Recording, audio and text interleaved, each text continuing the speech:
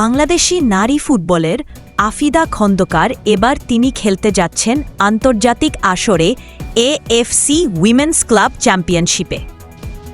ভুটানের club royal Thimphu কলেজের হয়ে আফিদা ও তার সতীর্থরা রওনা দিয়েছেন লাওসের উদ্দেশ্যে। এই টুর্নামেন্টে এশিয়ার বিভিন্ন দেশের শক্তিশালী ক্লাবগুলো অংশ নিচ্ছে, আর তাই প্রতিটি ম্যাচই হতে চলেছে রোমাঞ্চকর।